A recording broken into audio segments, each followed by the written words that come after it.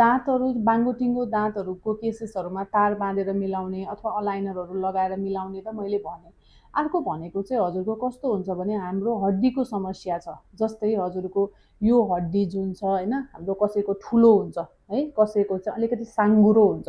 त्यस्तो केसेसमा चाहिँ फेरि हामी 13-14 वर्ष भनेर नकुर्ने। नमस्ते, म डाक्टर सुम्निमा शर्मा, कन्सल्ट्यान्ट अर्थोडन्टिस्ट। विगत 15 वर्षदेखि म समाज डेन्टल हस्पिटलमा कार्यरत छु।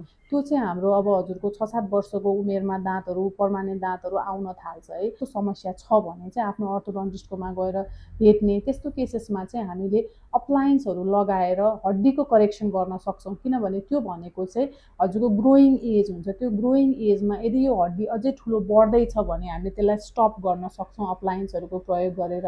यदि यो चाहिँ हजुरको सानो छ, भित्र छ भने चाहिँ हामीले त्यही अप्लायन्सहरूको प्रयोग गरेर यसलाई अलिकति ग्रो गराउन पनि सक्छौँ। त्यही भएर यदि हाम्रो हड्डीमा समस्या छ भने चाहिँ हजुर ग्रोइङ एजमा भनेको 8-9 वर्षको उमेरमा आउनु पर्यो भने हजुरको दाँतको समस्या मात्र हो, हड्डीको समस्या छैन भने चाहिँ दाँतको समस्या हामीले जुनै पनि एजमा गर्न मिल्यो।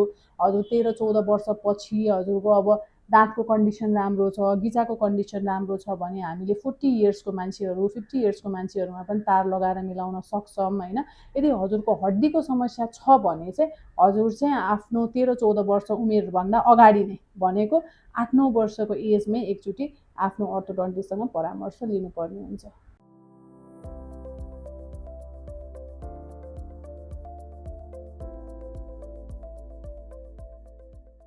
तपाईको 26औं वर्षको गौरवमय सहयात्री समाज डेन्टल।